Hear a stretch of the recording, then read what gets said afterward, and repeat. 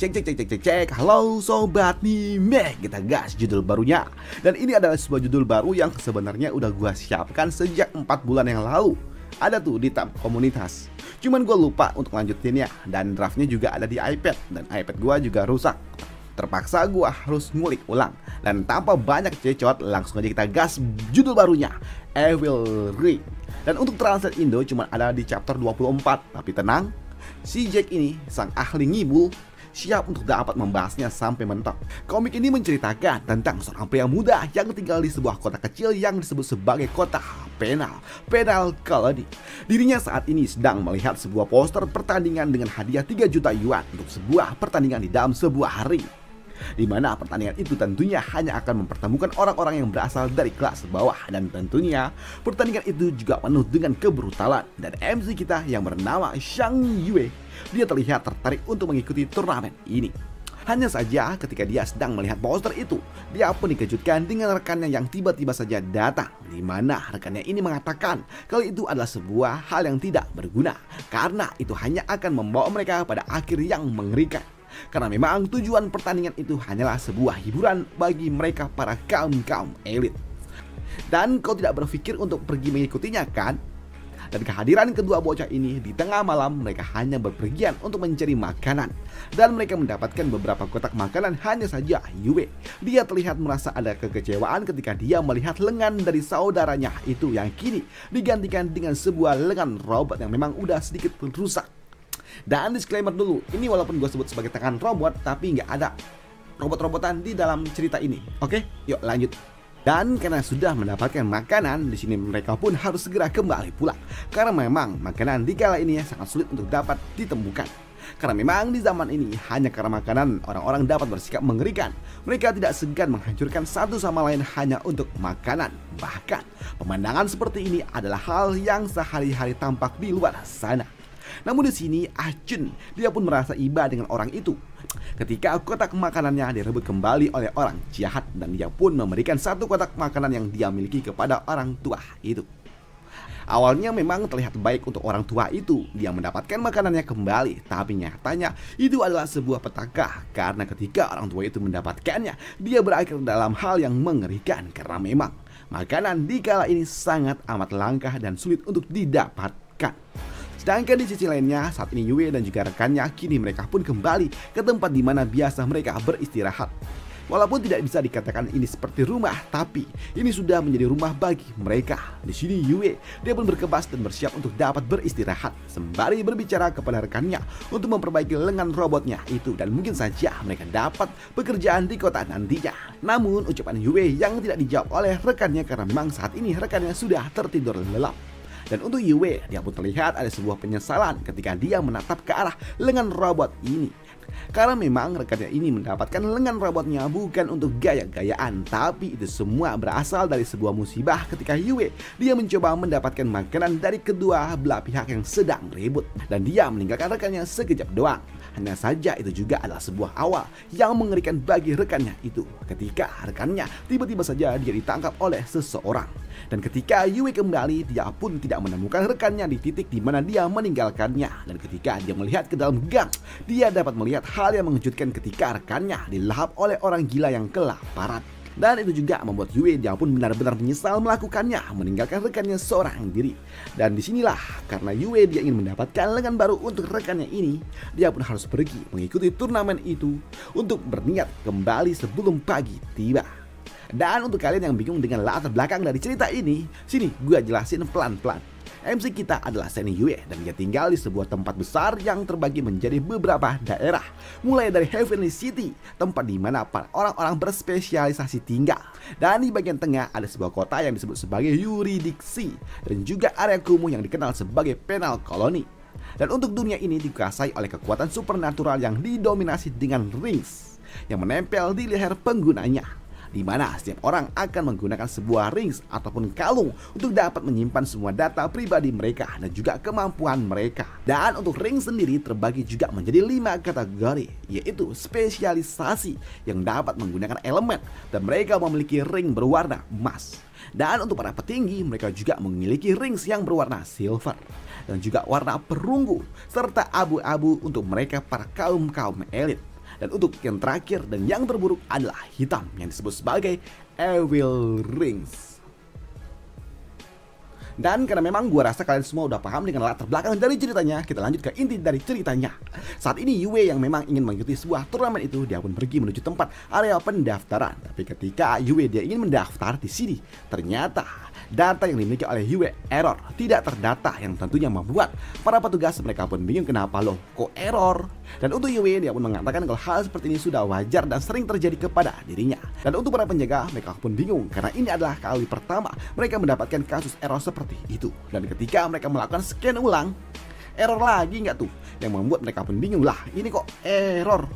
Dan karena memang antrian panjang di sini, para penjaga mereka pun meminta kepada Yue untuk minggir dan membiarkan peserta selanjutnya untuk maju. Dan karena Yue nggak mau maju di sini, dar ada yang menghajarnya dari belakang. Dan tentunya digebuk dari belakang membuat Yue dia pun ternotis. Dan ketika dia melirik ke arah belakang, ternyata yang melakukannya adalah si tengil itu.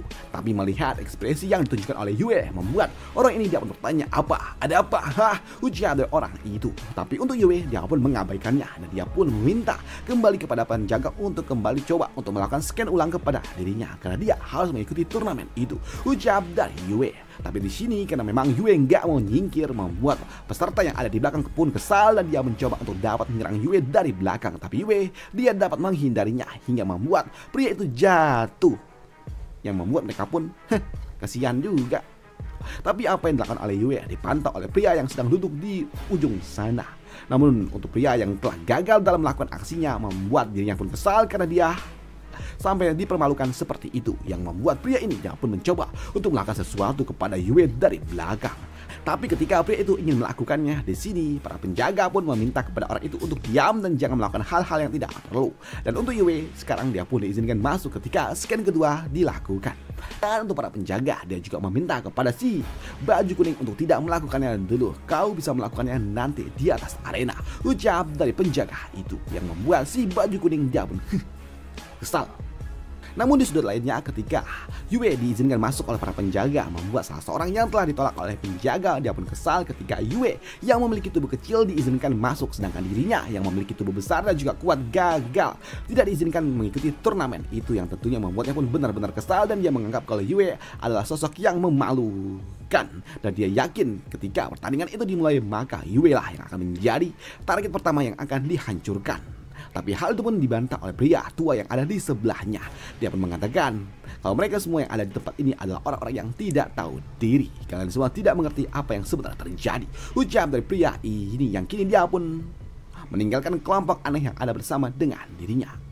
Namun mendengar apa yang diucapkan oleh pria ini tentunya membuat mereka pun kesal dengan apa maksud dari pria tua itu.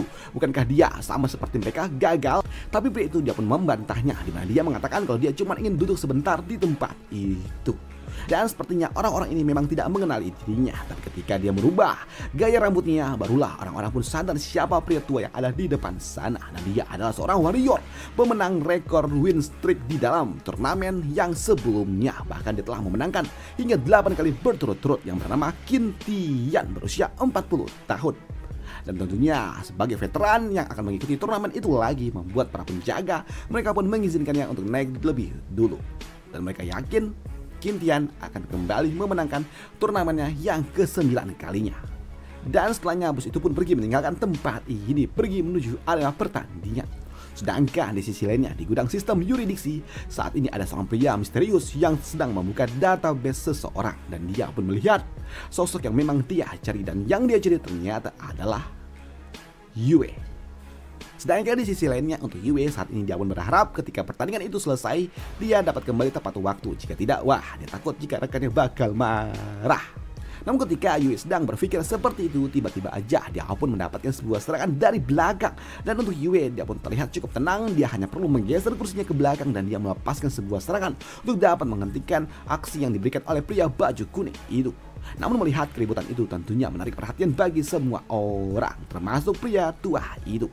Dan untuk si baju kuning, dia pun kesal ketika aksi pertamanya gagal dan dia pun berniat untuk dapat menyelesaikan Yue sebelum pertandingan itu dimulai. Dan untuk Yue, dia pun tahu ini semua akan sangat amat merepotkan karena dia harus menyimpan semua tenaganya di dalam pertandingan yang akan dimulai.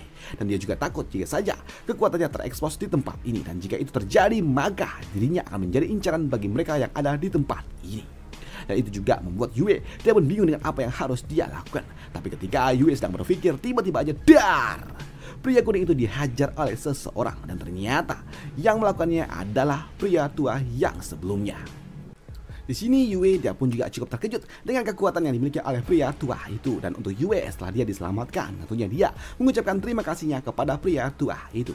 Tapi di sini untuk pria tua, dia pun mengatakan bagaimana mungkin Yue mengucapkan terima kasihnya kepada dirinya, padahal mereka akan menjadi lawan nanti di atas arena. Dan tak lama setelahnya mereka pun tiba di tempat yang mereka tuju. Dan itu adalah sebuah kota yang disebut sebagai kota yuridiksi. Dan kota itu terlihat sungguh sangat besar, yang tentunya membuat Yue yang baru pertama kali datang ke tempat ini membuatnya pun sungguh sangat terkagum-kagum. Tempat di mana para petinggi tinggal, kota yuridiksi. Dan untuk Yue, dia pun benar-benar terkesan dengan tempat indah yang seperti itu. Tapi Yue, dia tidak berada di tempat ini untuk main-main. Dia pun langsung digiring menuju arena pertandingan. Dan setibanya di area pertandingan, di sini Yue sebelum dia memasuki ring, dia pun melihat kalau ternyata tempat ini memang sangat amat mengerikan. Banyak sekali orang-orang yang telah kalah dan mereka semua diperlakukan dengan cara yang tidak menyenangkan. Bahkan mereka dibuang begitu saja ketika mereka tidak lagi berguna di atas arena. Dan itu adalah sesuatu yang sangat amat mengerikan. Sedangkan di sisi lainnya, saat ini terlihat seseorang yang memiliki kekuatan elemen petir, dan dia terlihat seperti akan keluar dari area pengasingan miliknya. Dan dia juga disambut oleh seorang pelayan yang mengatakan kalau sepertinya perjalanan besar akan segera dimulai. Sedangkan di sisi lainnya, di ruang persiapan di dalam pertandingan saat ini, Yue dapat bersama dengan para peserta yang lainnya. Dan untuk para peserta, saat ini mereka pun menyiapkan apa yang bisa mereka siapkan. Dan karena memang Yue dia tidak memiliki apapun dan hanya mengandalkan tinju kosong, dan karena memang semua memiliki sebuah persiapan dan juga perlengkapan, membuat mereka mendapatkan presentasi yang lebih tinggi dibandingkan Yue yang cuma 1,2%, karena dia cuma mengandalkan tinju kosongnya doang. Dan untuk Yue, dia pun tahu kalau ini ya merepotkan juga karena dia cuma punya tinju kosong menghadapi mereka yang memiliki persenjataan. Namun sebelum menaiki arena di sini, Yue dia pun kembali bertemu dengan Pak Tua ini.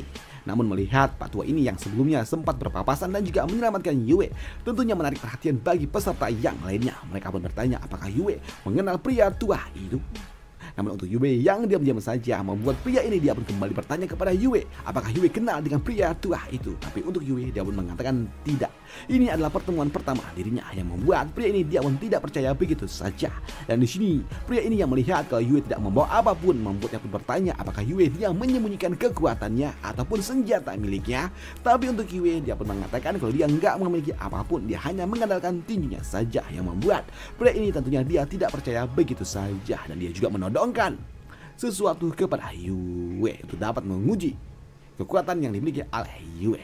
Tapi untuk Yue dia pun gak peduli dengan itu semua karena pertandingan kompetisi akan segera dimulai. Namun sebelum pertandingan itu dimulai, saat ini panitia juga menyiapkan beberapa alat yang dapat digunakan oleh peserta untuk memastikan kompetisi berjalan seimbang. Dan panitia menyiapkan sebuah kancing kecil yang dapat meletup dan Yue mengambilnya satu. Dan kini Yue dia pun naik ke atas arena. Dan untuk pertandingan itu sendiri berlangsung selama 15 menit dan akan mempertemukan 7 peserta, di mana hanya akan ada satu yang dapat lolos dalam pertandingan kali ini, yang membuat para penonton yang ada di luar sana mereka pun berpikir kalau Yue lah yang akan pertama kali tersingkir.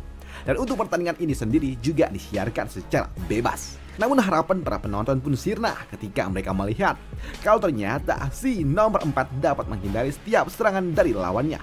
Di sini Yue memang terlihat sangat lincah, dia dapat terus menghindari setiap serangan yang ada. Namun sayangnya, hal itu juga tidak diimbangi dengan kekuatan yang membuat serangan fisik Yue tidaklah sekuat itu, hanya dapat menggetarkan pipi dari lawannya.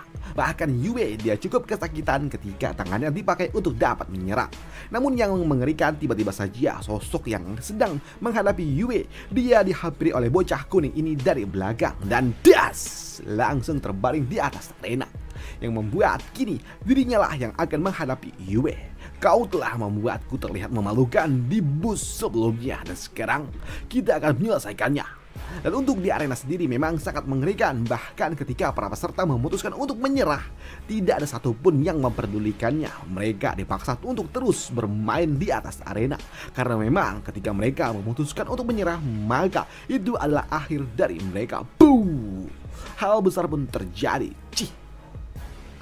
Sedangkan untuk Yue, dia pun terus menghindari setiap serangan yang datang ke arah dirinya. Dan dengan kecepatan yang dia miliki, Yue dapat menghindarinya. Tapi sayangnya hal itu tidaklah cukup untuk dapat menyelamatkannya untuk menang. Dan itu juga membuat Yue dia pun bingung dengan apa yang harus dia lakukan. Dan Yue dia pun kini dia teringat dengan masa lalunya ketika dia masih kecil. Dia berlatih dengan rekannya dan hanya dapat terus menghindari setiap serangan dari lawannya. Sebanyak apapun dia menyerang tidak terasa kuat, yang ada malah refleks untuk dapat menghindarlah yang semakin kuat. Tapi hal itu juga yang membuat Yue kini dia pun bersemangat kembali untuk dapat tidak menyerah akan takdir. Maju menghadapi lawannya, menghindari lawannya dan berputar mencari celah dan memberikan sebuah serangan. Namun serangannya pun terlalu lambat yang membuat serangannya pun dapat dipatahkan dengan sangat mudah dan dicampakkan begitu saja. Dan ini adalah sesuatu yang memang harus dilewati oleh Yue. Dan orang-orang pun juga bingung dengan Yue, dia kuat dan juga lemah di saat yang bersamaan. Sedangkan di sudut lainnya, saat ini ada sosok pria yang datang mendekati gudang tempat di mana Yue tinggal, dan pria itu terlihat sangat amat mencurigakan. Namun kembali lagi ke arena, saat ini pria nomor 3 dia pun melemparkan sesuatu ke arah Yue, dan itu juga menotis bagi Yue. Dan Yue dia pun tahu kalau itu adalah sebuah kancing kecil yang dapat meletup dan juga dikombinasikan dengan sesuatu yang ada bersama dengan dirinya yang dapat memberikan sebuah letupan besar yang membuat si baju kuning dia pun terkena telak, tapi tidak cukup untuk dapat menghancurkannya. Begitu juga dengan Yue, dia dapat menghindarinya walaupun dia juga sedikit terluka. Dan untuk si kuning, dia pun tidak terima dan dia juga langsung kembali menyerang nomor 3 yang sebelumnya datang menyerang dirinya, yang membuat apa yang ada di tangannya pun terlepas ketika dia bertabrakan dengan si kuning. Dan ketika mereka sedang bergulat, si kuning dia pun meminta kepada Yue untuk dapat menyerang. Dengan begitu maka mereka dapat menyingkirkan si nomor 3 terlebih dahulu. Namun itu juga terlambat karena memang lengah sedikit aja di sini si kuning dia pun tamat di tangan nomor 3. Dan ketika nomor 3 dia mau menargetkan Yue, tiba-tiba saja ada yang menembusnya, dan itu adalah ulah dari nomor 1 yang membuat arena memang benar-benar chaos dan hanya meninggalkan nomor 1 dan juga nomor 4. Sedangkan di sudut lainnya, di luar arena pertandingan, ada sosok pria yang berjalan di tengah kota. Dia terlihat sangat elegan dengan setelan jas miliknya dan dia memiliki sebuah atribut petir di tangannya, dan dalam sekejap seluruh elektronik yang ada di kota benar-benar dihancurkannya hanya dengan sangat mudah, dan itu tentunya membuat kota jatuh dalam kekacauan akibat ulah dari pria ini. Sedangkan di arena kembali hanya tersisa 2 peserta, yaitu nomor 1 dan juga nomor 4. Dan untuk nomor 1 dia juga memiliki kuasa karena memang saat ini lawannya hanya memiliki tangan kosong, sedangkan untuk dirinya dia memiliki sesuatu.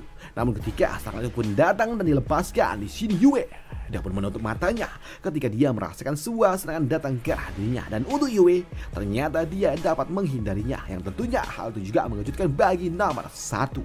Dan itu juga membuat nomor 1 dia pun shock karena ini adalah hal yang tidak masuk akal. Dan hal ini adalah sesuatu yang memang gila yang hanya dapat dilakukan oleh mereka para petinggi yang menguasai elemen, para gold rings. Dan itu juga membuatnya pun menjadi gila, takut, dan itu juga membuatnya menjadi bertindak gegabah. Dan ketika serangan itu pun datang, Yue dia pun dapat mematahkannya, mengcounternya, bahkan dengan sangat cepat Yue dapat menyelesaikannya. Namun ketika Yue akan melakukannya di sini, Yue tiba-tiba saja dia pun berhenti ketika dia merasakan ada sesuatu, sebuah kekuatan besar datang mendekati dirinya, karena tiba-tiba saja listrik yang ada di tempat ini langsung padam. Dan itu adalah ulah dari pria ini yang datang untuk dapat menjemput Yue. Dan apa yang selanjutnya terjadi akan kita bahas di part lanjutannya ya cuy. Dan menurut gue ini udah cukup panjang lah untuk part pertama. Dan menurut kalian jika video ini menarik, gue bakal usahakan setiap harinya bakal gue upload. Dan jika itu bersinggungan dengan jadwal Jopan atau jadwal Jun, bakal gue tumpuk seperti 2. Ini juga Jun iya, dan juga Jopan juga di hari yang sama. Itu aja untuk part kali ini, dan sampai jumpa di part lanjutannya. Semoga kalian suka. Bye, thank you.